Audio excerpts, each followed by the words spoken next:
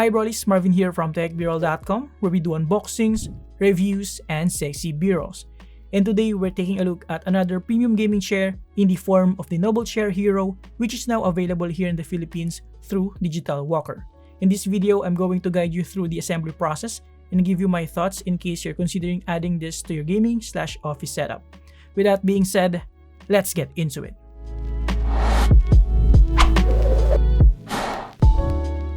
So apparently, Noblechair is a very popular gaming chair brand in Europe, and they have been in the industry for quite a while now. However, I wouldn't be surprised if most of us here in the Philippines aren't aware of them that much, so this video should give you a bit of an idea about the quality of their product, especially the fact that you can add them on your options for premium gaming chairs available here in the Philippines.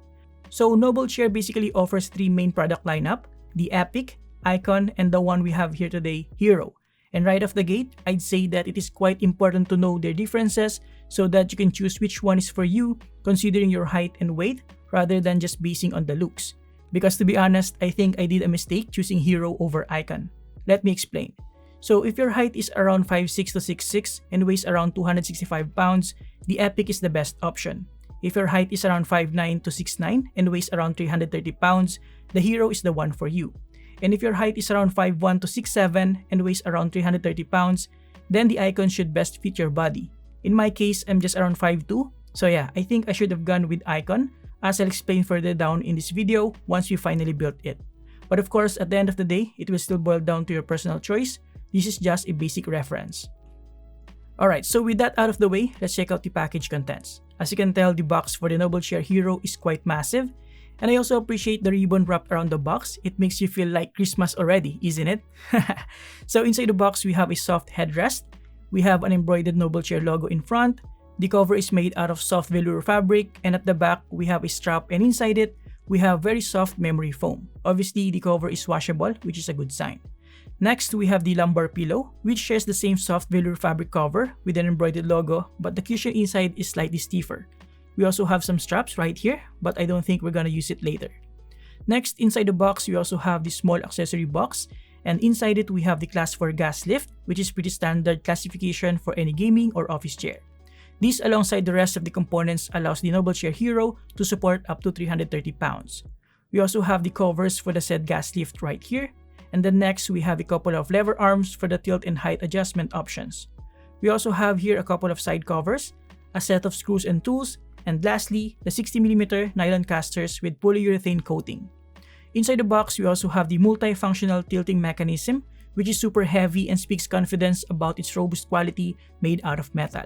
With this, you can adjust the tilt angle, height, and tension of the rocking mechanism. We also have here one of the 4D armrests and probably one of the largest surface area I've seen for a gaming chair armrest. As you can tell, it is relatively massive. Build quality is also very good with a combination of hard plastic materials and solid metal. And lastly, before we take a look at the two major components, we have the 5-star steel base, which is also pretty heavy and feels really solid with a lot of reinforcements at the backside. Now, looking at the actual seat, as you can see, the other armrest is already pre-installed, but the thing that strikes me the most is the massive width of the seat itself. As you can tell, it is absolutely wide, giving me the assurance that I'll definitely fit in here with my fairly fat body, and usually, though not advisable, I sit in a cross-leg position with my feet on top of the chair, so this is a good sign for me. I'll pop the dimensions of this seat on the screen so that you can check it out. Flipping it on the back side, it features several solid metal supports, and the craftsmanship is really good here.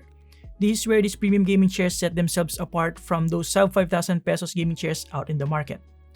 Now, if you thought the seat is massive, just look at this backrest right here. It is equally enormous and tall. That's why this Hero variant is suitable for tall people with a height of around 5'9" to 6'9" and weighs around 330 pounds. We have side supports with velour fabric trims, and the cushion inside is made out of cold foam material. Looking at the left side, we have the adjustment knob for the built-in lumbar support and a couple of pre-installed screws. And lastly, here at the back, it's clean with no branding or additional design whatsoever. As usual, I will follow my own steps when it comes to assembling gaming chairs. Feel free to follow it, but also don't forget to check the manual whenever you get confused, alright? So the first step is to install the 60mm nylon casters on the 5-star steel base like so. All you have to do is push them down until they lock in place. As you can see, these nylon casters are very smooth and they actually have a good amount of oil or lubricant on them. The next step is to install the Class 4 gas lift by simply slotting it down on the center of the 5-star steel base. The weight of the chair and your weight will secure it further later. Next, install the gas lift cover like so, and prepare the seat for the armrest and tilt mechanism installation. Now, the package comes with an Allen wrench tool, but I suggest that you use your own if you have any to make the job a lot easier, something like a ratchet wrench like what I'm using here. The first step is to remove the pre-installed screws, line up the armrest and adjust the width depending on your preference, and secure it in place. Also, adjust the other side if necessary. I like my armrest in the widest possible setting so that I can easily move around while sitting on the chair. Next, grab the multifunctional tilt mechanism to prepare it for installation. However, it is worth noting here that there is no instruction or tip when it comes to the orientation of how you should install this underneath the seat, so make sure to check the user manual. If you install this incorrectly, that would be a total disaster as you might need to disassemble it again. Once you figure out the orientation, grab the included screws from the package and simply secure the multifunctional tilt mechanism. Next, install the plastic lever arms. Again, refer to the manual for the correct orientation, or you can simply follow what I am doing here. The next step is one of the hardest parts, which is installing the seat into the Class 4 gas lift.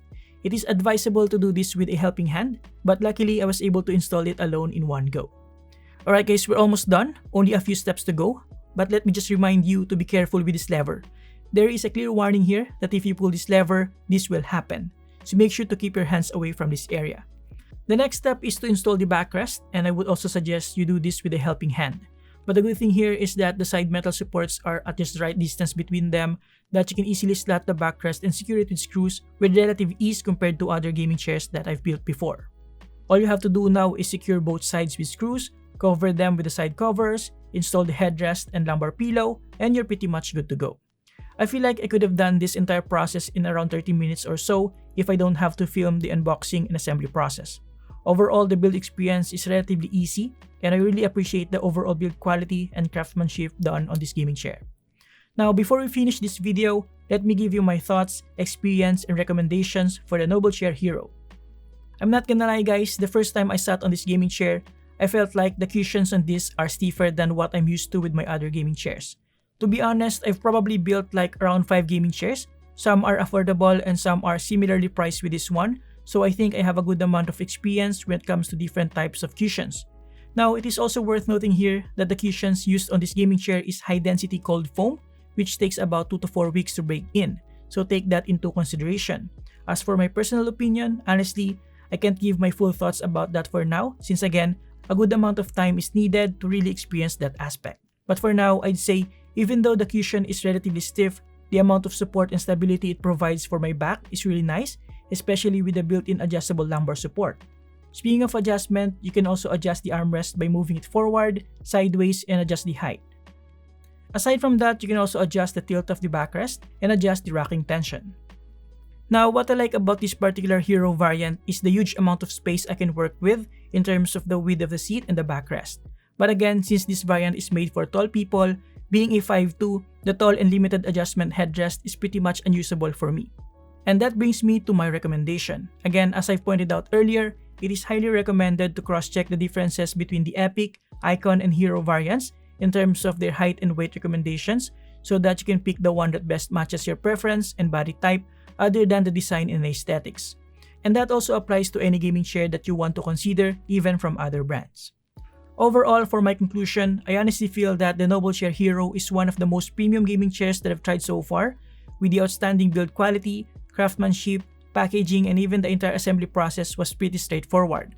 Comfort-wise, even though it is relatively stiffer than what I'm used to, the amount of support and space it has to offer for huge people like myself still makes it a viable option. At the end of the day, it will boil down to your personal preference and most importantly, budget, as these Noble chairs aren't cheap at all, given the premium brand and quality, so I guess that would be the first and foremost consideration for a lot of you, and I hope I was able to give you guys a good amount of information that could possibly help your purchase decision. And there you have it guys, huge thanks to Digital Walker for allowing me to experience the Noblechair Hero gaming chair. You can get this from their official stores link below. Thank you for watching, subscribe if you like this, and see you next time.